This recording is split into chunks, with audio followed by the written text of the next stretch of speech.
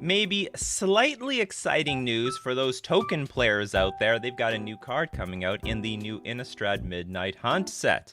We've got Join the Dance, a white and a green, create 2 1/1 white human creature tokens, but it has the flashback of 5, so you can get another 2. It is like Lingering Souls, except you don't get, like, except the creatures don't fly, and the flashback is ridiculously expensive. But here's the deal. Here's the deal, Coffee Crew. We've interviewed the tokens master on this channel before, and they said the most important aspect of any token generator is that every mana you spend has to at least create 1 token, which is exactly what you get out of Join the Dance. So from the front end, you get your 2 tokens, and then if you're flooding out later on in the game, you can flash this back and get another 2. So it is actually relatively good value, and it's in the colors where I think the white token players, they're gonna want to splash green once in a while. It's like Lingering Souls, but sucks. But problem is with Lingering Souls is you have to pay more mana up front. You don't have to pay so much mana on the back end. Because, like, here's the thing with Lingering Souls. Let's take a look at Lingering Souls. Now, this is not entirely true, but when you're flooding out, it doesn't matter so much if your flashback cost is 2. What really matters is how quickly could you get this Lingering Souls out as early as possible. Actually, we have us. You're a tokens player too yourself, Barbell Boa. So, I don't know if this is exactly going to see play, but I'm just going off of the last info. Well, what was this guy's name? Hold on, I can't quickly look. Or maybe I can. Hold on.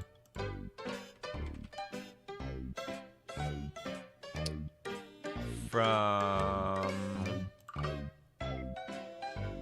Tibbletown 95, that's right. Tibbletown 95 we had on this show, who made the mono white token deck that was storming Modern for about a month.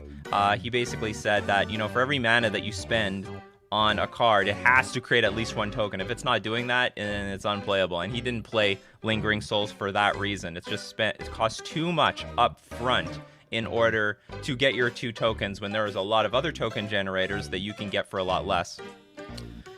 Well, most of the token generators are sorcery. There are just a few at instant speed, but that's about it. It's not worse Lingering Souls. It's a better Raise the Alarm. There we go. That's how we gotta look at it. Raise the Alarm was a card. Hold on, was that sorcery though? No, this is instant. This actually is better. I can't tell if it's better, actually. You might want to let me know in the chat or comment section which would you prefer, the Raise the Alarm or the Join the Dance. This one has flashback, but this has instant speed. That has massive implications. Because, I mean, do you have... You get a lot of people with this. You get a ton of people. You have a bunch of open mana. You have a bunch of planes on the battlefield. What could go wrong? And then you attack with your creatures, then whoop, Raise the Alarm. It will raise the alarm. Your alarm bells will go off once they start tapping mana and then cast this card. Anyway, maybe something that the token players can fool around with. This is the only other card that has been so far revealed by Innistrad Midnight Hunt. We'll see what happens. Raise is better because of Force of Virtue. But you can pitch this too. It's a white card as well, so you can pitch this to Force of Virtue if you wanted to.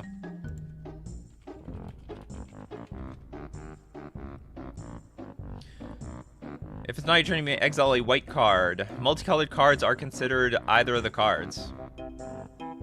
5 mana for 2 more tokens. 2 more tokens. Raise the Alarm can get a Ragavan. I'm all for it.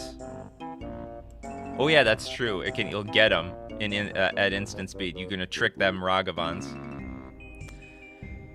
Anyway, this is the only other notable card that we have not talked about yet that has been revealed, and I guess we're going to see more spoilers as the day goes on. So welcome, Coffee Crew. Welcome to the morning show where we discuss all things Magic. Get your questions fired up. Let's have a great discussion this morning. Also, hey, we do Decklist reviews, so if you got a 75 you'd like some feedback on, submit it to us, and both myself and the Coffee Crew would love to give you that feedback. So brew up those coffees. Let's brew up some Magic this morning. Welcome to Coffee and MTG for August 9th, 2021. I am your host, Nikachu, the Merfolk Master. Good morning. Let's go. Good morning to Mikey J. I'm dealing with a phantom illness that's keeping me out of work today. Yikes. Well, that's fine. So what? Are you on the show while you're at work, like every single day? Because you're here all the time. Good morning, Bruno. Good morning, Steven. MTG Box. Mareep. Dylan. Good morning, Forma Sussel. Good morning, Mareep. 6mm. Scrub and Scrubs. Gold medals. MTG Raz. Michael Johnson. Ray. Shuck, is it streaming for anyone else? You probably saw the waiting screen. It happens eventually. Yes, it streams. I'm usually late. If it's like 9:06 and there's still no stream, just consider I'm finishing off my breakfast or doing my hair or something. Good morning, Anthony, Direwolf, MTG. Good morning, Trevor. You'll be entertaining me on my drive to San Diego, back home from San Jose. Excellent. Thanks for joining us, Trevor. Good morning, Fraser, Lord Magicus, Goku, Aztec Guy, Sydney, Rick, David.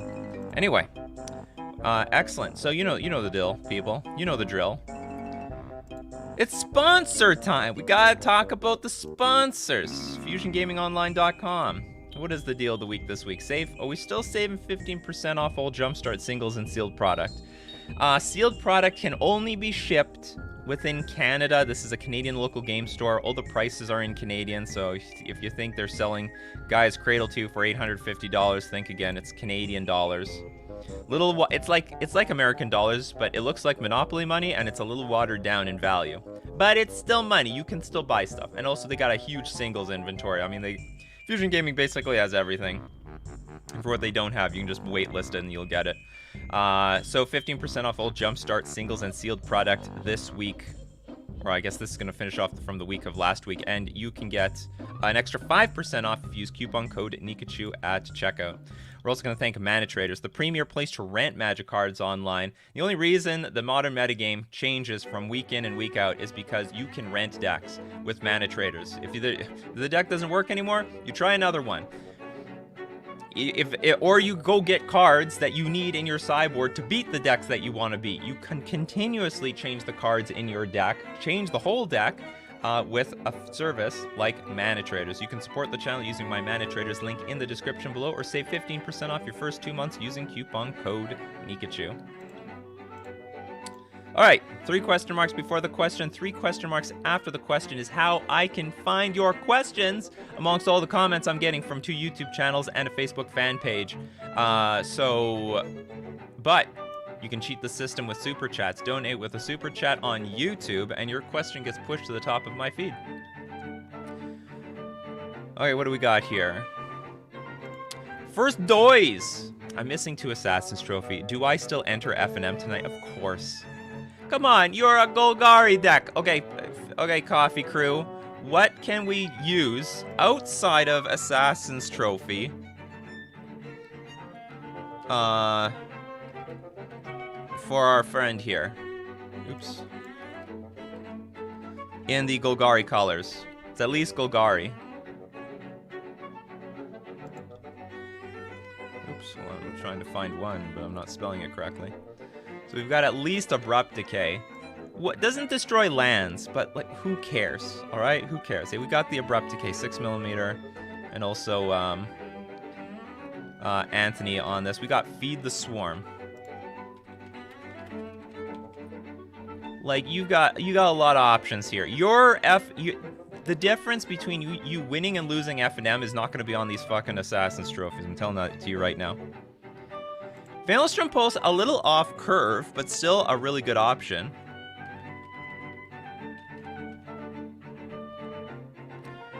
Destroy a target non-land permanent, all other permanents with the same name as that permanent. Sudden Edict. I don't think this is going to be the same energy exactly. Split selling, target player sacrifices a creature. That's quite a bit different, but I mean, still a playable card. I like this one. I mean, this is 1 mana. I mean, honestly, if you haven't maxed, I don't know what version of the deck you're playing. Like, are you on Jund? Are you on Abzan? Are you just purely on Golgari? But I mean, you just fill up your other slots if you can. Like, I would go up more Lightning Bolts if I have to. Frozen Grip for the sideboard, I guess. Maybe play some, is it Croza? Oh no, it's Croza and Grab. Swamp and a forest. Abrupt Decay is as playable as ever. Kill anything except Murktide, and opponent can't do anything about it. Right. Do you think Brazen Bar is better than Boomerang? Yes, because you get a creature with it. Anyway, so and worst case scenario, if you don't have any of these cards, just move up on the number of cards you already have in the deck. Like, if you have Lightning Bolts, move up to more Lightning Bolts. If you have Blood Chief's Thirst, play more Blood Chief's Thirst. It's as easy as that. You just go up on those cards. I don't think it's too hard, so don't worry. You definitely go to F&M, even if you don't have the Assassin's Trophy. No one's going to laugh at you. No one's even going to know that you don't have the Assassin's Trophies in your deck. Oh, we got Arvel. Hey, Nikachu, what's your opinion on the new zombie champion, the Parish, and should every tribe get one of those? Should every tribe? Probably not. It's probably not an ability. They're only doing it for flavor. So let's get Champion of the Parish. I would like one for every tribe, but I think they don't like to do that. Oh, they don't have it. Hold on. Scryfall be a bit behind. Here, I got it on this screen, though. So we got Champion of the Parish. It's a zombie Champion of the Parish, because it is literally the champion that died and came back as a zombie. He rose from the graph for every cobbler, tanner, and fool who'd been slaughtered in the parish, and they rose and shambled after him. So I think it's a great card. I think this is going to help zombies a lot. Zombies are going to be really happy to have this card, especially since there's zombies with Undying, and, you know, like Gravecrawler comes back from the graveyard. There's going to be a lot of triggers on this card. It's going to be fantastic. Very, very strong. It's probably going to have extra synergy also with, like, Carrion Feeder, like sack the Gravecrawler, play Gravecrawler back from the battlefield, sack it again to the Carrion Feeder, play it from the battlefield, and you keep getting triggers on your Champion of the Parish. Going to be some disgusting shit in the future. So very, very good card. I think it's excellent. Do you think Twin can be unbanned? Yes. But I don't know if people are going to be happy about it getting unbanned. It will be like one of the more annoying combo decks in the format. It will hold its own. It will hold its own in this very dire, dangerous metagame. It's got new problems, but it's still going to be playable. It's going to be very, very playable in today's metagame. It's got so many new tools. It's got so many... People don't realize... I hate it when people take a combo deck, like an old combo deck, and they're like, oh, it would never compete in today's metagame. Yeah, but they get to play with all the new cards. You forget about that? Like, they got the upgrades too! They can use the same shit on you! So anyway, yeah, Twin could probably be unbanned. It won't be overwhelmingly dominating, but it'll be a very strong deck. Very, very strong. David at work. Listening to the show at work. So I have a follow-up question. Would Splinter Twin destroy Modern? It would not destroy Modern. It would just be a really strong player. So my stance is, like, Splinter Twin would be a deck, and I don't think anyone would be happy about this deck. It was a very frustrating deck to play against in the past. When you're up against a complete dumbass, the deck feels great, and it feels like you're outplaying them. Oh, they went for the Splinter Twin. You killed the creature in response. You were so patient with your removal. You were holding up the mana. But then when your opponent plays really smart, they don't let you have any of that, and all they do is choke your mana for the entire game, and they just chip in damage with their Pestermites, their Deceiver Exarchs, and then all of a sudden you realize, oh, I'm losing the race here. I gotta start tapping out. Then you tap out. Then they slap the Splinter Twin. Now you realize they played you the entire time. That's right, they were playing. You thought you were playing them, they were playing you. It's a very tough deck to play against. And if you start missing on land drops, ugh, it's just brutal. Daniel, could Moon Blast Cleric be a slept-on D&D card? Enlightened Tutor on a 3/2 body that you can hit on Coco, get a Heliod or whatever enchantment. Let's go check it out. Sounds like a card I never looked at. Moon Blast.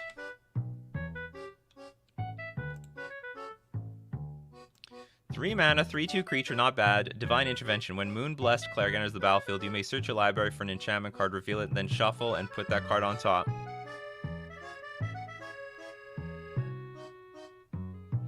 Maybe this is a slept-on card. I think, however, it needs a better... Especially when you're talking about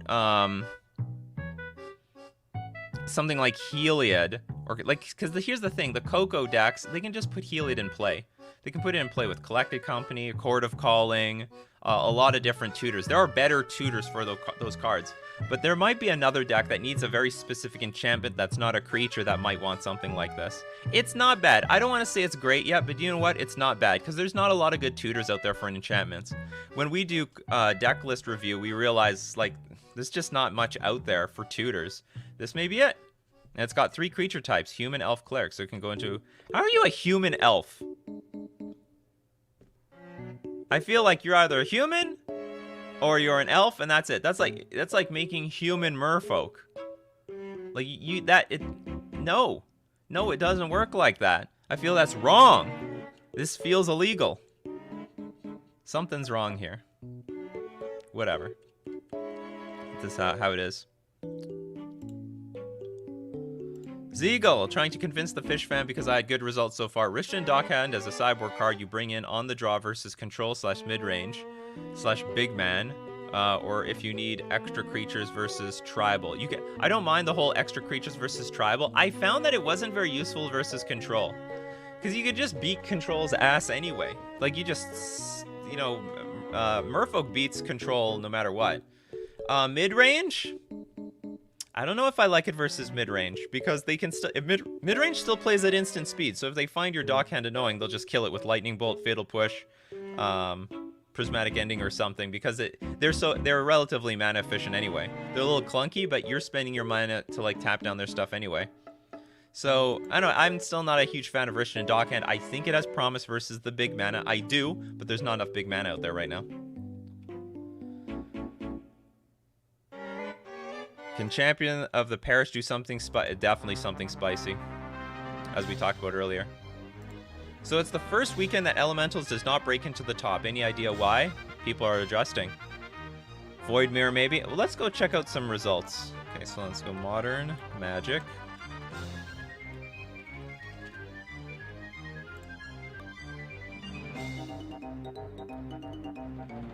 Where's the Saturday?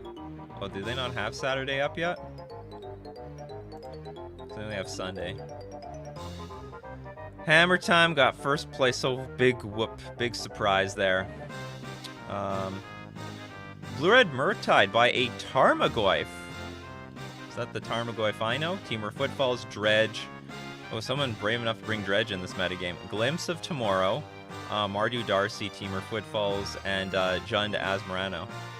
Bant. Oh! No way. Eternal Command coming back from Wafatapa. Puts down the Esper to go Bant.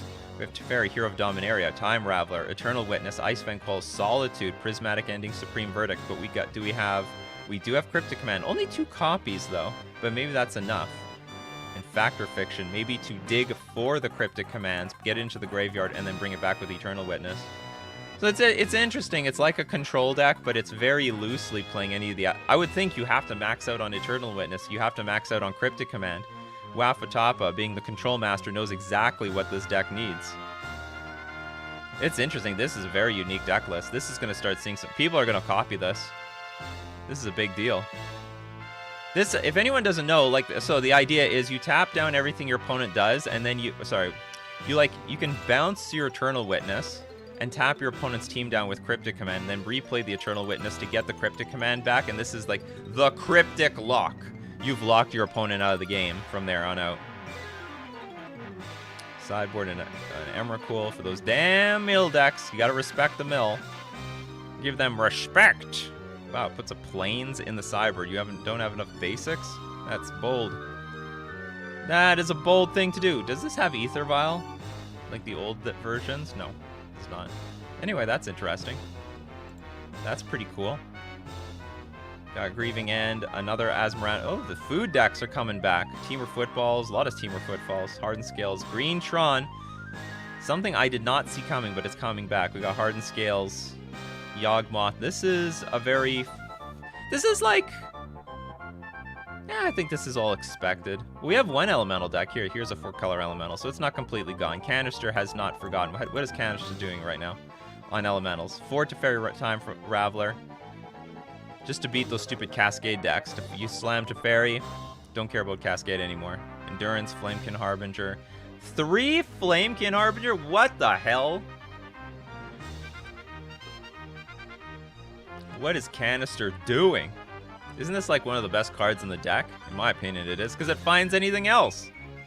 How do you have 3 Flamekin Harbinger but 4 Omnath? This thing finds the Omnath. I found Canister's list to be too diluted of elementals.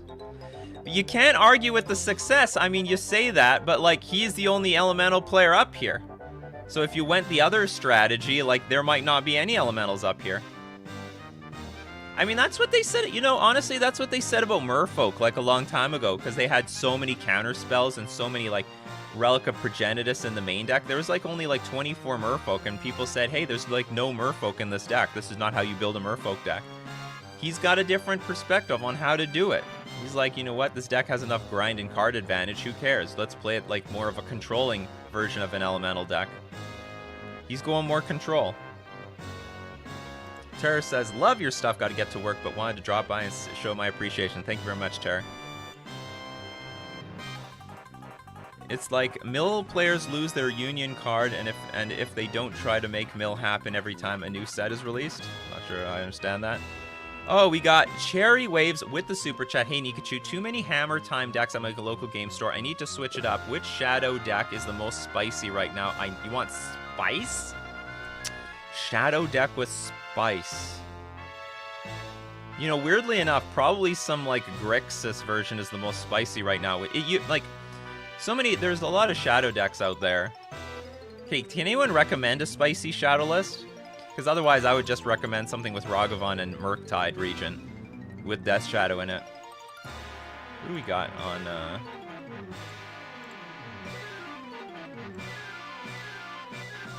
What do we have for Death Shadow here? The only problem is when they label Death Shadow decks, they give it its own like Jund Death Shadow. See, here's Grixis. Grixis Death Shadow is coming up right now because they're using the new cards. Dragon Rage Chandler, Ragavan. Oh, no Murktide. Interesting. Grixis with counterspells. Big Grixis, no Luris. What was this? Bench Summer, who's a huge Grixis player. Oh, still not on the... No Murktide here.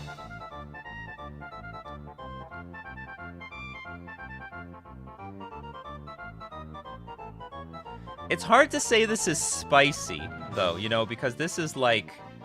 This is turning into the new standard that Death Shadow is going with, going Grixis. And they have access to, like, Expressive Iteration for card advantage. They have Drown in the Lock. They get to use Unholy Heat, and they're using Mishra's Bauble. It's a pricey deck. Tabletop, oh my god, $1,500? Think of how many games you could get for the Nintendo Switch for $1,500. That's crazy. But I think, the only way I would make this spicy is replace one of these creatures or some of the spells for Murktide region, and then you got like a relatively spicy list.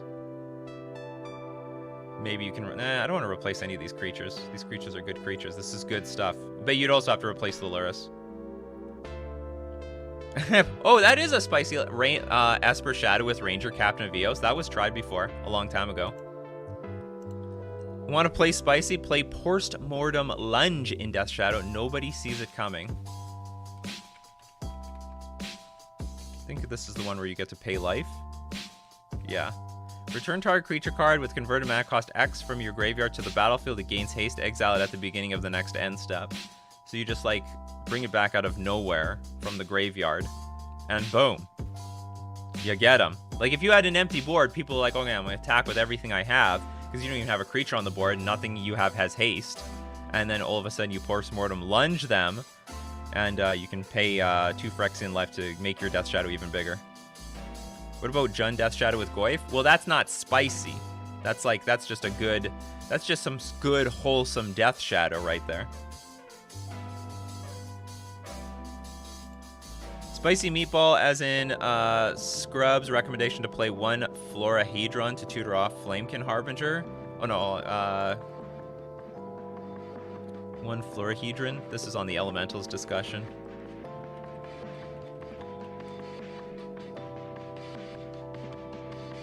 Oh, just as like I see for the second land keeps. is very reasonable. Okay, so I think actually I do like the idea of Mardu Shadow, so you get access to what Ranger Cap Navios. So you could probably look up Mardu Shadow, look up those old lists, and you have access to Ranger Captain Vios, white, 1 generic, 3/3 creature. When it enters the battlefield, you can look through your deck for a creature card converted mana cost 1 or less, reveal it, put it into your hand, then shuffle your library. And also, it hurts combo decks. This is actually really good in the metagame right now, because you sacrifice this, your opponents can't cast non-creature spells this turn. So let's say they play Shardless Agent to find either Living End or Crashing Footfalls. You could counter it with this, because in response to the Cascade trigger, you sacrifice your Ranger Captain of Eos, then when they find the Living End, they're not allowed to play it. They can't play a non-creature spell. When they cast their when they go for Crashing Footfalls, they can't cast it anymore. It basically gets countered. So this actually, that could be the spicy way to go about the Death Shadow deck in right now. Mardu Shadow with Ether Vault. Well, we're getting a little too spicy, people. A little too spicy. And also, now the Mardu Shadow deck has access to Prismatic Ending, which is a huge upgrade for any deck that played white in the past. Because you're 3 colors, you can exile anything. So I hope that was some help to you. William, do you think people want J21 to be ported to Magic the Gathering Online since it's technically implementable? I have no idea what is that. What does anyone know what J21 is? J21 to be ported to Magic the Gathering Online since it's technically, I have no idea what this is. If anyone knows what J21 is, sure let me know. Oh, Jumpstart. Do you think people will want Jumpstart to be ported to Magic the Gathering Online? I don't think anyone's asking for Jumpstart to be put on Magic the Gathering Online. Are you talking about also the digital cards, the crazy wacky things? I think they're going to keep it separate, because then that would imply that, okay, I'll tell you this much, they won't. I'll tell you why. And it's basically because of Historic. They want Arena. They only want you to play Historic on Arena. They don't want you to play Historic anywhere else. That's an Arena thing. They would prefer to push you to MTG Arena, not Magic the Gathering Online. They got stuff for you there, but they want to keep the advantages defined. They're not going to blur them at all. So I think Historic and Jumpstart Historic Horizons is definitely for MTG Arena, and I don't expect that to go to Magic the Gathering Online at all. Not going to happen.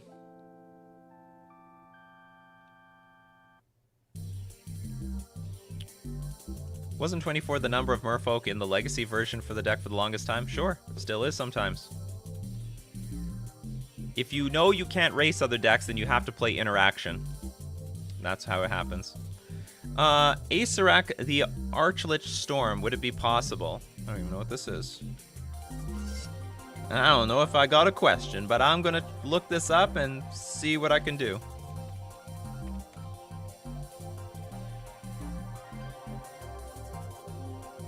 Oh, you want to make a Storm deck out of this? There's the battlefield. If you haven't completed Tomb of Annihilation, return this thing back to its owner's hand and venture into the dungeon when Acerak attacks for each opponent. Hold on, but this is the whole idea. There was someone said there could be some Storm deck. We have to wait and see if anyone can make that. I don't think it's going to happen in Modern. Yeah, when it enters the battlefield, if you haven't completed Tomb of Annihilation, return this thing back to its owner's hand and venture into the dungeon. And there's some, I can't remember the dungeon, but it lets this thing go back and forth. I can't remember what does it do.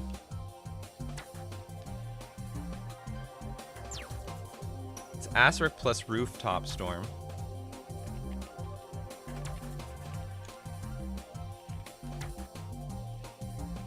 Oh yeah, you may pay 0, then pay the mana cost for zombie creature spells you cast. So the problem with this deck is that this card is 6 mana. So good fucking luck with that. That's basically how it is. It's not likely. Is it possible? Maybe. You got to play with like an Amulet mana base, or I don't know. You need a ramping mana base. Maybe you have to go Sultai and ramp into this thing. But outside of that, it's like really, really, really hard, because the 6 mana is a huge liability in Modern. It's like it's not going to happen. I mean, you could do it in Commander if you want. I mean, you can do anything you want in Commander. Anything's possible. The possibilities are endless. Torborg, do you think there is any chance Wizards fixes the arena economy someday, or is that a pipe dream? I want to play Historic, but not interested in grinding garbage decks or in a money black hole. Maybe someday. I still am in the opinion that Arena is trying to make its money back. For all the money that Wizards is making in other parts of their business model, especially through paper magic and secret lairs and stuff like that, I still believe that Arena is in a deep hole that they're getting out of, but they're not. Here's the thing. They offer a lot for free. Like, they really do. It is a legitimate free-to-play game. If you're willing to put in the hours, you don't need to pay anything. And it's one of the best free-to-play games online. And if they were to suddenly make it financially more viable for people to get into, then I think they would have to take the free-to-play aspect and make it way harder. Like, genuinely speaking, make it pay-to-win. Because at the moment, it's technically not... It's not more like pay to win, it's like grind to win. So you have those choices. You either sacrifice your time for good cards, or you sacrifice your money for good cards. And you're going to sacrifice the money because you believe more in your time, or you're going to sacrifice your time because you believe in the money. So I don't think they're going to change anything. And if they, because first off, I think they still want to make their money back, and second, they would probably have to change their free-to-play economy. Because it's pretty good. It's pretty damn good. You play every day and unlock those rewards. After a month, you got a deck. Like, it's pretty good. I just bought one deck. I put, I think, at most $100 into this thing. Maybe 75. And since then, I got, like, more than enough coins from unlocking rewards and just grinding to buy all new cards into the future. It's pretty good. What's the circus music? It's Banjo-Kazooie. Yeah, time equals money. Arena economy, let me cry at my weak-ass currency first. Oh yeah, not everyone's currency is the same. So, I mean, when you're matching up to the US dollar, you might just have to grind it for victory. But seriously, if you grind, you can get like a legit, really good deck. It's possible. The only problem is when you grind from the beginning, you literally aren't winning because your deck sucks. But that's why I personally just bought into a deck that I wanted to. I put out like 50, I think it was $50. I might have to top it up to another 25 later. And now I had a good deck that could win, and I was grinding. Got my way to Mythic.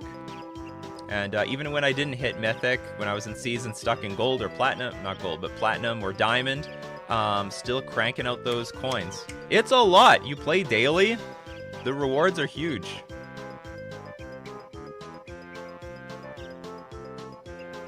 You make it sound like Wizards of the Coast cares about making money, because they do. They do care about making money. It's all about the money. Oh my god, you know they're gonna give Chris Big Cox a big reward. Let's get Chris Cox here. CEO Wizards of the Coast.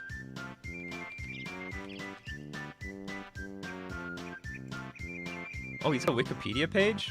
Oh no, this is like an MTG wiki. Oh, there he is. There's the genius. This guy's making so much money for Wizards of the Coast. But I don't know what his favorite tribe is. I don't know what, for a guy who's in charge of Wizards of the Coast, I want to know, like, what deck he plays. I don't know any of that stuff. Like, what's his favorite game of all the games? Maybe he's got to be impartial.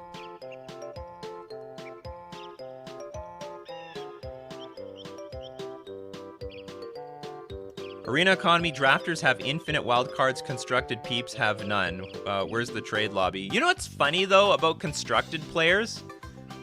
There seems to be two types of constructed players. Ones that have infinite mythic wildcards, but no gold wildcards. And then ones who have infinite rare wildcards, but no mythic wildcards. I personally, I don't have any rares.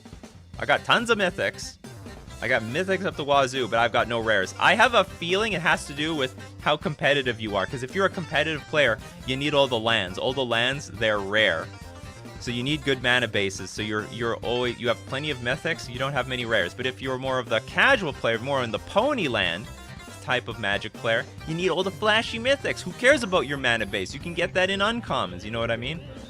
So I have a feeling that's just my wild speculation between the differences between the two players.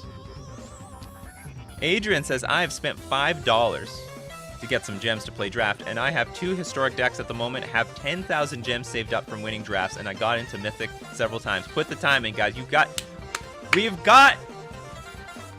the proof is in the pudding here. Adrian is an example for us all. So I mean, it does come down to that. You can, this is like maybe one of the only trading card games where you can just go in. You could literally spend nothing. Adrian spent $5, but you could literally spend nothing. Just get the free-to-play decks, and they're garbage, but you unlock rewards just from playing them and like destroying creatures once in a while. Unlock the rewards, get the coins, and eventually, you know, convert them into gems. And actually, how do you get gems? I know I can get coins, infinite coins, but I don't know if the coins ever convert to gems. I think maybe the gems, you have to buy them. If the gems are impossible to get, how do we get gems on MTG Arena? I'd like to say I'm an expert at this, but I'm not. What if I'm not good at drafting? You play Constructed. You just grind Constructed. You get free Constructed decks. Is Coffee and MTG a pay-to-win format? Yes, for the most part. I mean, you can try to get lucky for free, but if you pay the money, Lord Magic, with the $5 super chat, yes, you get to win. You get gems by going 0. That doesn't sound good. Play draft so you can get gems for draft. Gems are achieved through draft. So you can pay for the draft with coins, though, right? I'm pretty sure. I know you can buy the gems. That's the easiest way. So I think you can pay for. Am I right? Coins to draft, get gems, no other way. Okay, so there is a route to getting the gems. And coins can be used to play gems, and you can buy boosters with the gem. I buy boosters with my coins. Tried to get to 100,000 coins, couldn't do it. Got to like 80,000 something, and then I had to buy cards. These damn new cards came out. So that's your answer. I mean. So the deal is, if they're going to make it more cost efficient on MTG Arena, they're going to make the free-to-play part impossible. They're going to make it genuinely pay to win, which is not good. Aaron says, do you like Banjo more than Donkey Kong 64, or do you like the soundtrack more? I never played Donkey Kong 64, but just looking at the gameplay, I know it looks similar. I think I would still like Banjo-Kazooie more. Minimum wage in Malaysia is not equivalent to... Oh, jeez. That sucks, Marib. That's brutal. Buying any card is brutal. Benes, would you consider your most recent Merfolk list as more of a mid-range or an aggro deck? Easily mid-range. Super mid-range. More yeah, mid-range to, what's it called? Mid-range to, like, tempo. Definitely more mid-range. With the super chat, we've got D-Rich. How does Classic Jund make it in this modern meta, in your opinion? Are we stuck with just Rakdos or Jund Shadow? You absolutely can make it. Let me show you the list that you're going to want to play. We do have Jund in this metagame, but the Jund players, they are... You know the Jund players, they are ridiculously stuck in their old ways. They're boomers. But if you want to play Jund of the future... You gotta be playing with, like, Ragavan. You gotta be playing with Dothy Voidwalker. You gotta play with Kroxa. I wouldn't be against playing even Dragon Rage Chandler in a deck like this. Like, just play the new cards. They're incredibly good in any deck. Ragavan, Dragon Rage Chandler, Dothy Voidwalker. They're being played in other decks. Why can't you adapt these cards? So you have fantastic cards to play. And hey, by the way, Tarmogoyf's still good in this metagame. Tarmogoyf is still just good in Modern, period. But you have to adapt to the new cards, and they're great! That makes Jund way more nimble and more mana efficient. What about Ignoble Hierarch in Ragavan Jund? I don't think it's necessary, because I think it is a better idea to make the deck more mana efficient. Ignoble Hierarch makes more sense if you want those turn 2 Lilianas, turn 3 Bloodbraid Elves. But I don't believe in those cards. I don't believe to make Jund more clunky. I believe in making Jund more mana efficient. Now, it is going to require playing Mishra's Bauble because you have access to Lurrus, which is great. More card advantage, more grind for the deck against other decks. So it is going to cost way more money. But you Jund players, you should be used to it. You bought the Liliana of the Veils. You bought the foil Tarmogoyfs at the time. That's the deal.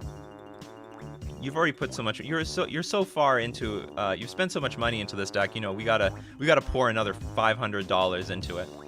That's how we do it. But anyway, that's how I think it can compete in today's modern metagame. This went 14th place, 6-1 in a modern challenge. 6-1 and only 14th place. Ooh, unlucky on the tiebreakers. But I think it has to take this direction, if you know what I mean. This is a good direction for Jund. And I think if more Jund players experimented with this, you'd see more results for Jund. Thank you very much for the super chat. Ugly Hood Rat, again with the super chats rolling. What would reaction be if Wizards of the Coast skipped paper for standard release set and they said it will be reprinted down the line? I think people would slightly understand because we're already in that spot right now with COVID. The set gets released, like people are, the set is released like 3 weeks ahead of time. Like Modern Horizons was released, I think more or less 3 weeks ahead of time before paper even started. Like it was released 2 weeks ahead of time in the treasure chests.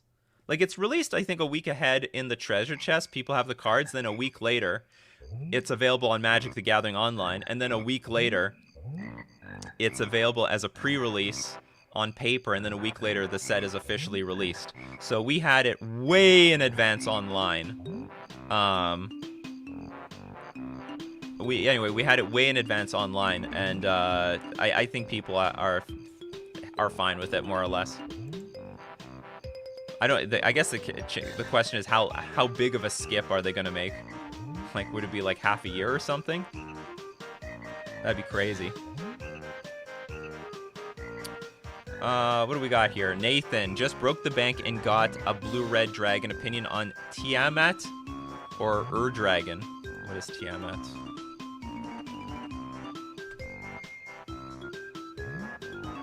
Ooh, this is all the dragons. This is a Wooburg dragon. Flying. When Tiamat enters the battlefield, if you cast it, search your library for up to 5 dragon cards not named Tiamat that each have different names. Reveal them, put them into your hand, then shuffle your library. I mean, if you're talking about at a competitive level, this thing is unplayable. It's like costs an outrageous amount of mana. Well, is it unplayable? We now live in a world of like Bring to Light and stuff like that. Now, Bring to Light can't find this card, but we do have like 5 color decks all over the place. I mean, this could be in combination with like Niv Mizzet, I guess. Which one though? This one, Niv Mizzet Reborn, because this is a dragon that you can get. That might be overkill in terms of card advantage. You get up to 5 dragon cards. I mean, it's good value if you get it out. Hands down. I'm assuming this might be for Commander. Tiamat plummeted in price. What's Dragon? I don't get it. Is there something called Dragon?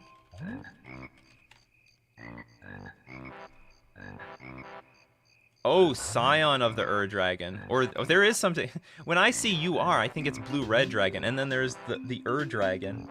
As long as the Dragon is in the command zone or on the battlefield, other dragon spells you cast cost 1 less to cast. I mean, you want to play a dragon deck, it absolutely is possible. It's absolutely is possible. Flying, search your library for a dragon permanent card, put into your graveyard. If you do, Sign of the Dragon becomes a copy of that card until end of turn, then shelf your library. Because you have access to all the colors. You can play whatever the hell you want. Yeah, it appears to be more of a commander question, but the answer is yes. You can play this thing. In Commander, you have access, even slightly more competitive Commander groups, you have access to a lot of mana. So long as you have, so long as someone in the play group has some interaction for the busted stuff, I think you're okay. Nikachu, do you have some recommendations for a beginner budget modern deck? Play Mono Red Prowess. You get the Swift Spears, the Soulscar Mages, some other stuff. Play Lightning Bolts and a lot of cheap red spells. I think that's the best budget deck, or one of the best budget decks. Doomslayer, first time I've been able to catch your morning stream. Welcome. Jund, the physical manifestation of the sunk cost fallacy. Yes! The sunk cost fallacy, people, is like when you've spent a lot of money on something, the money is gone, and you can't let it go. You can't move on because you've spent that money. Like, you still think that money is there. I mean, in some sense it is, because you still have the cards, but they don't want to sell the cards. But anyway, I like that. That's hilarious.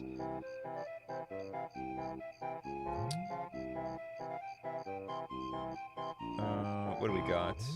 So many questions. At my local game store, Tiamat at a Glimpse of Tomorrow deck went 5-1. Sick. Glimpse of Tomorrow is serious. I didn't know a blue-red dragon existed. Or like dragon. When I look at I think blue-red. I'm thinking Niv Mizzet. The blue-red Niv Mizzet. Will Paul, is there something called dragon? Nikachu really showing he doesn't play EDH. I don't play Pony EDH. I play a little bit of I don't really play competitive EDH either. Dan Delby, what are your thoughts on Blue-White Fish and the current meta? Can the stronger sideboard options and Prismatic Ending improve our chances? Prismatic Ending absolutely can improve the chances. I don't think there are any other cards I particularly care about, though. At the moment. See if I can look up a random question from the past. Here's something from Rose. I forgot my password for Arena for like 6 months, then remembered it. Came back in over 100 wild cards for both rare and mythic. Sounds like maybe all your cards got banned, if I interpret this correctly. Because otherwise, I don't know why you got all these wild cards. It sounds like you... Look at all these wild cards. Where'd they all come from? Why did I get so many? Well, probably you bought a lot of banned cards. Because that's what they do. Oh my god. Yeah, that's what they do to banned cards. They replace them with wild cards. What about Portable Hole?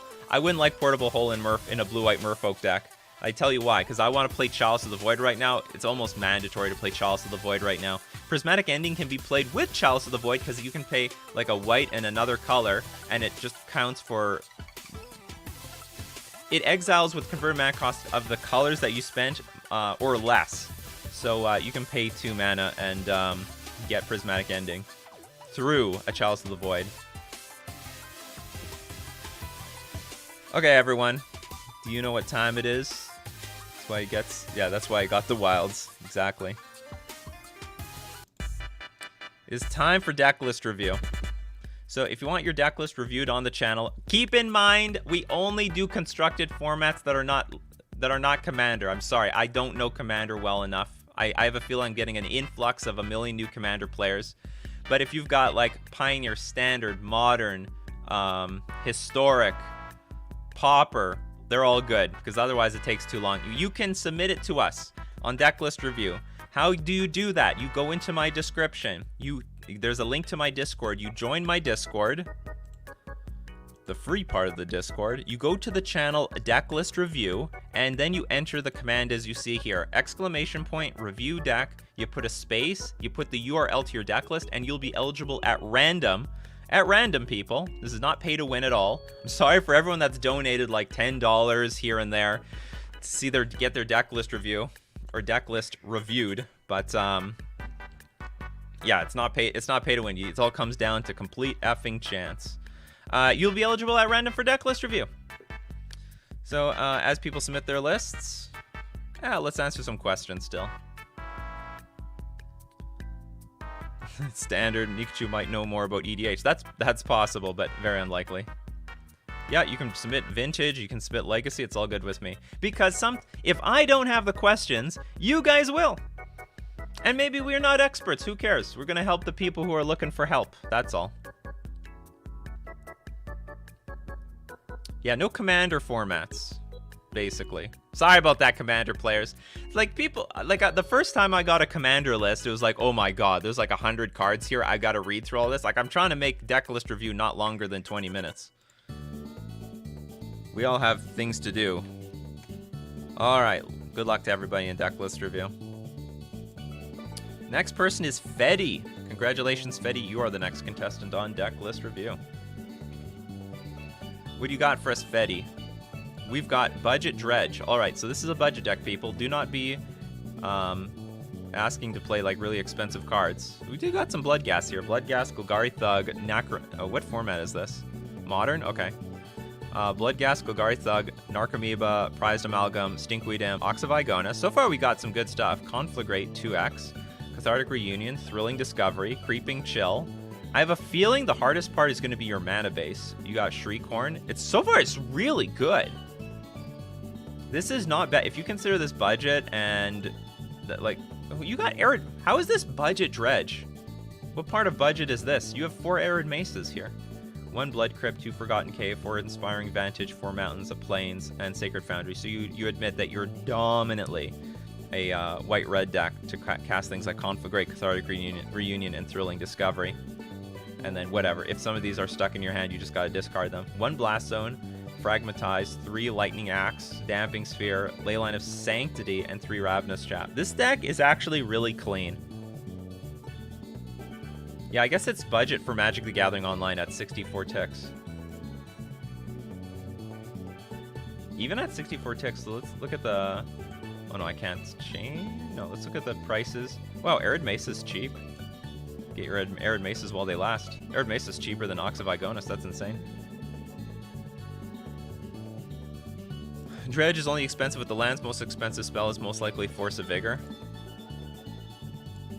A Zipper, hello. You are an enjoyable streamer YouTuber. Greetings from Germany. Greetings. Guten Tag. Oh yeah, missed Life from the Loam. That's what we're missing here. Overall, this is great. This is a great... If you're looking to get into Modern cheap and you want to play something stupid and degenerate, I would recommend this. This is a very good deck. Conflagrate without Life from the Loam is weird. Well, you still can discard it with Cathartic Reunion and Thrilling Discovery. You may discard 2 cards, so that's how you get it into the graveyard. Also, some people just pay it for a red.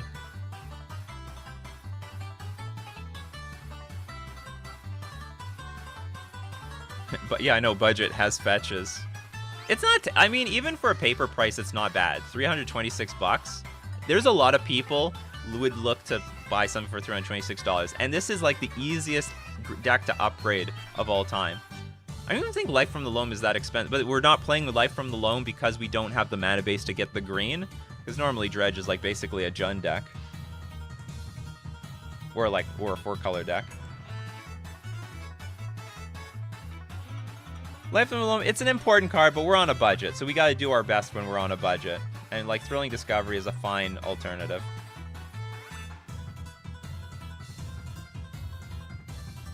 Have I been shopping for workout gear and weightlifting sets? Not really. Oh, you see, oh, this stuff on the side? I don't know why it's showing me this.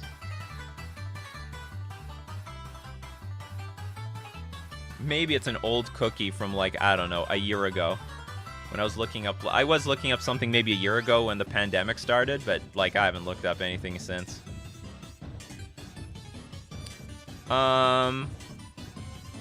Loam is cheap. Like, Loam is not much money.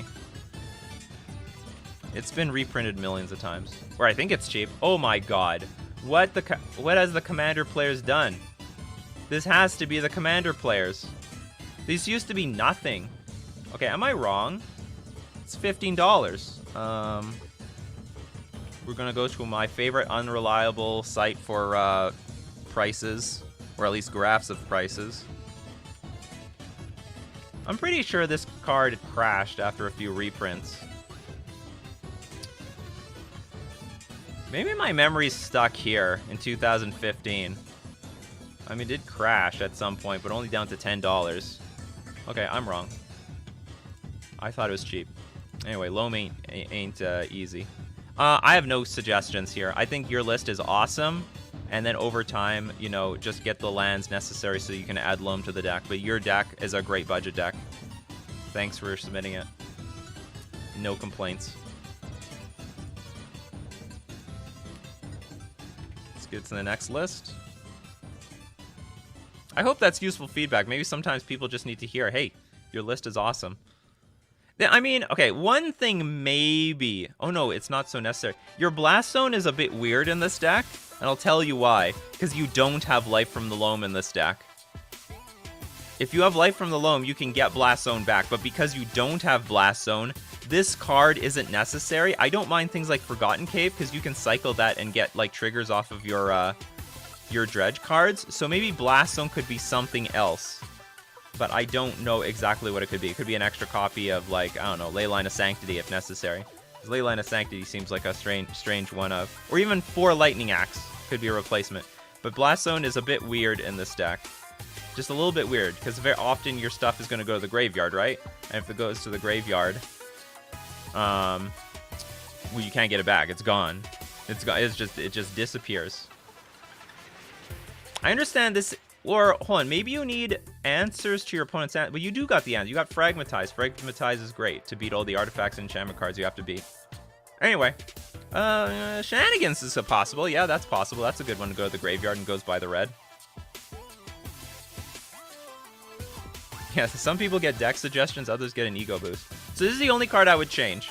Because you don't have Life from the Loam, so you can't use this. You can't bring this back from the graveyard. So you could replace with Shenanigans, an extra Lightning Axe, and maybe Shenanigans because you don't have that much stuff to beat your opponent's graveyard or graveyard hate, Relic of Progenitus, Grafdigger's Cage, stuff like that. So maybe, and you have 4 Fragmatize. It's not bad, but Shenanigans can go to the graveyard and you can get it back. So yeah, maybe replace the Blast Zone with Shenanigans. All right, we found some feedback. I thought about that just at the last second. Okay, who won the last deck? Fabrienne.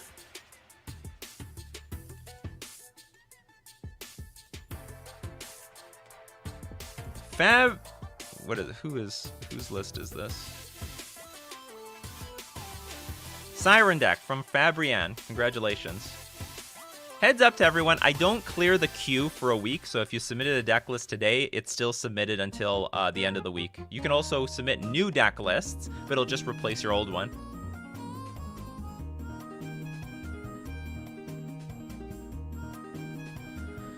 Okay, so we've got...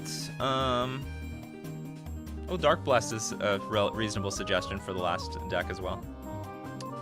Okay, Cavern of Souls, Clearwater Path. What are we? We're a Siren deck. Interesting. What is the Hypnotic Siren? Shipwreck. What's the format? Modern. Hypnotic Siren, which can steal creatures at the bestow of 7 mana. Shipwreck Singer, 2 mana, 1/2 creature, flying, target creature an opponent controls attacks this turn if able. Attacking creatures get -1/-1 until end of turn. Siren Storm Tamer. Threnody Singer, which is a Siren, flash flying. When it enters the battlefield, target creature an opponent controls gets -X, -0 until end of turn, where X is your devotion to blue. Cryptic Command, Dismember, Force Negation. I'm not gonna lie. Well, I don't speak French, I can't. Merci. I understand that. You're welcome. The creatures suck. This is a good one. This is a good one. This is a good one. These are terrible. So it's like it looks like fairies. So you replace the fairies with sirens. Is there nothing better? We've got to dig deep, people. We got to start investigating. Text. No, type line. Creature. Siren. And we want it for... let's get anything that we can get. Legal and modern. Search these options. Let's see what happens. There's 14 sirens in this whole fucking game. Or in modern at least. It's a siren deck. Let's help the siren deck. 2 mana. Target creature an opponent controls attacks you this turn if able. This is not very good. 4 mana, 3/2. With heroic, you got to target it. Whenever you cast a spell that targets it, scry 1. That's not good. Cloak Siren, 3/2 flash flying. So far, that's the best one. 4 mana, 3/3 flash flying. Alright, but this is superior. We have a superior Cloak Siren already. Dreamcaller Siren can block only creatures with flying. When Dreamcaller Siren enters the battlefield, if you control another pirate, tap up to 2 target non-land permanents. That is pretty good. And that actually combos with your Siren Storm Tamer, which is a pirate. Do we have any other pirates here? Maybe we fit in more pirates and you get that extra something. Hypnotic Siren, we know. Mistral Singer, 3 mana, 2/2 with prowess, not good. See, the thing is with stuff like Shipwreck Singer, it's a garbage creature on its own, being 1/2, and you have to sink more mana into it in order to use it, and you don't want to do that. You want to spend your mana on other spells. So this is just this huge mana sink, and it's not even worth any of it. None of this is worth it, in my opinion. Siren Lookout. When Siren Lookout enters the battlefield, it explores. it's actually not bad. Or it's better. I would say it's not good, but it's better than the other stuff. Siren of the Fanged Coast, flying tribute 3. As this creature enters the battlefield, an opponent of your choice may place 3 counters on it. When Siren of the Fanged Coast enters the battlefield, if tribute wasn't paid, gain control of target creature. But it's 5 mana, it's too expensive. Siren of the Silent Song, flying, inspired. When Siren of the Silent Song becomes untapped, each opponent discards a card, then puts the top card of his or her library into his or her graveyard. Yeah, I don't like that. You have to wait like a whole turn to get the... You have to wait 2 turns to get the benefit. Because you play it, it doesn't have haste. Next turn you attack with it, still no benefit. Then the 3rd turn you get something. Siren Stormtamer is great. It's a great card. Fantastic card. Siren Reaver, 4 mana, 3/2. Costs 1 less to cast if you attack with a creature this turn, flying. If you have enough creatures, that could be useful. Threnody Singer. Oh, this is what you're using, but it's like a very poor creature. It's only a 1/3, no power. Warwing Siren, 3 mana. Yeah. Somehow, the best creature is like Dreamcaller Siren. It's a 4 mana, 3/3 flash flyer. Your problem here, I can tell you what your problem is going to be. It's like winning the game with damage. Because your creatures don't do any damage, and in Modern, you don't have time for this. And you should these aren't, well, they're not legendary, so I guess you can have it. Any changelings that make sense as pseudo-sirens? Not in the Dimir colors that I know of. Aren't sirens just killer merfolk? Yeah, they are. They're evil, seductive merfolk. Unsettled Mariner, but Unsettled Mariner is a good card, but it's not for this deck. I would whoops, okay, clear up the space. I would recommend Dreamcaller Siren only because like you need to deal damage, and at least it has flash, so when your opponent passes the turn, at the end of turn, you can at least play a 3/3 flyer in play and start beating your opponent down. And if you have the Siren, what's it called? If you've got Siren Stormtamer out, you can like maybe tempo them out. I do like that. Oh, you want to play with Lurrus though. How the hell does this deck do damage? Remove the sirens. Well, the problem is it's a siren deck. Could we go more Blue Devotion instead, which can still use Siren Stormtamer? Only if the person playing the deck wants to go that direction. The sad reality is there's no good sirens. Like, you can't make a deck out of these things. And I know you got the swords to try to beef them up, but it's like, it's very, very, you don't have enough. I don't even think you have enough swords. This deck should probably play with more swords. It's very rough. Doesn't everything just die to removal in this deck, basically? Well, any deck, in every deck, everything just dies to removal. But the question is, when it's time to go kill your opponent, do you have a good clock? And this deck has a very weak clock. It's everything is attacking for 1. This attacks for 1. This attacks for 1. This attacks for 1. This attacks for 1. That's why Fairies has a trouble in Modern, like a pure Fairies deck, because a lot of their creatures are very, very small.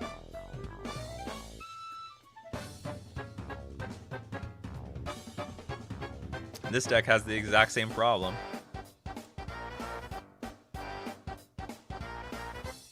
What synergy is there from Sirens? Well, there's a little bit of... Well, like I said, there's a little bit of synergy. If we have that Dreamcaller, we can tap down our opponent's stuff. That's possible. Lurrus with the sword? Oh yeah, that's illegal. Good catch. Okay, so we can't play Lurrus anyway because you're playing with a Sword of Feast and Famine, which is the 3-mana permanent, which means you're not allowed to play with the Lurrus. I mean, you can have it in your sideboard, but you can't have it as a companion. It's impossible. Maybe with some ninjutsu stuff, it's possible. Well, Curious Obsession in Modern is like a death trap because it's impossible to keep that thing on the creature. Okay, I would say dump. Okay, here's... The rest of the deck is fine. Bloodsheath's Thirst, Force of Negation, Dismember, Cryptic Command, even the swords, they're fine. I would diversify your swords. Play 1 Sword of Feast and Famine. Play a Sword of Fire and Ice. Just have more options. Okay, so here's my decision. Flash. At least this has flash. This doesn't have flash. Remove the Shipwreck Singer. Ab Dreamcaller Siren, and this at least is like a 3/3 beater that you can, and then equipped with a sword, it's like a 5/5 creature that you can beat in the air. And maybe have more swords in this deck to threaten, you know, threaten damage. How many lands do you have in the deck? 28? Oh, that's too many lands. 28 lands is like an overkill. And also, you don't have Devotion in this deck, so remove the Nykthos. So remove Nykthos. You can get away with like 24 lands probably. So remove 2 Nykthos, because you're not a Devotion deck. Like, this is as much Devotion as you're gonna get. The rest of this is okay. Probably you should play with, like, what's it called? Creeping Tar Pit. So remove the Nykthos, remove 2 Clearwater Pathway. Cavern of Souls is fine. I mean, if any, yeah, Cavern of Souls is fine. No, hold on. Cavern of Souls, Swamp. If we go to 24, you have 18 lands. Maybe remove 2 Swamp instead of the Clearwater Pathway, so you have enough blue sources for your Cryptic Command. Cryptic Command is triple blue. So remove Nykthos, 2 Swamp, add another Cryptic Command, a Dismember, Bloodchief's Thirst, and maybe 1 more sword. So you have 4 cards. And remove the Shipwreck Singer because it doesn't have Flash. At least a lot of this is mana efficient. This is mana efficient. This has Flash. Well, it's very awkward. And then play the Dreamcaller Siren. This is honestly like one of the better creatures in the deck. It's a 3/3 flyer with Flash and randomly can tap stuff down. It is a Lurrus deck. Why 24 lands? No, it's not a Lurrus deck because it's playing with swords. It's playing with Sword of Feast and Famine, so Lurrus is not allowed as a companion. Any other notes? Add a Pact of Negation, so when opponent goes to kill you, go out in your go out on your own terms. Phantasmal Image or Glasspool to copy 2 good Sirens. You know what? That's a good idea. That's a good one, Jose. Let's add some Glasspool Mimic. Maybe you can copy Dreamcaller Siren. Yeah, maybe you can play like 4 Glasspool Mimics instead of some Clearwater Pathways. Or even Desert. Desert deals 1 damage to a target attacking creature. You have too much colorless mana. Yeah, get rid of this. This is too much colorless mana. You're never casting Cryptic Command with this much. I know you have. I guess you're using it as like a spell, but like the colorless isn't significant. Keep your color. Keep your like non-colored. So play 4 Glasspool Mimic instead of this Desert. I didn't even notice that's in the deck. I guess you want to keep people down with Shipwreck Singer. But the thing is, you're trying to be on defense in a very hostile format. And they don't even need to attack. They just see you have Desert and they're like, okay, I'm not going to attack. I'm just going to keep playing spells. I'm going to force you to tap out. Are the swords really more important than Lurrus without Stormforge Mystic? Honestly, I would actually believe in the swords in this deck because nothing attacks for a lot of damage. I actually think this deck should be playing with more swords. Maybe 3 to 4 swords in this deck. Because we need some way to turn these dorks, these dinks, into like a powerhouse. Yeah, Desert is probably anti-Ragavan tech. But you know what's also anti-Ragavan tech? Blocking the damn thing. So we can play Lurrus, but we just can't play it as a companion. Anyway, I don't believe in Lurrus anyway. And of course, there should be a sideboard for it, but I think we did some good work for the main deck. Get rid of the colorless lands. Nykthos makes no sense. Add Glasspool Mimic. Fill up your removal. So anyway, everyone, that was Coffee and MTG for today. Thank you very much for joining me. If you want to check out the replay, go check it out at Nikachu MTG Streams. This is my alternate YouTube channel for all the replays to Coffee and MTG. If I didn't get to your comments, questions, or deck lists, hey, we do this Monday to Friday, 9 o'clock a.m. Central Standard Time. Be there or be square. If you'd love to support Coffee and MTG and you do not do so already, you could drop a sub at twitch.tv. You could become a patron at patreon.com/Nikachu MTG, of course, or you could hit the join button on YouTube. So thank you very much, everyone. Thank you for joining me today. Thank you, Coffee Crew. Coffee Crew, everyone's got to have their coffees for Magic the Gathering, so keep brewing up those coffees, and we will keep brewing up Magic.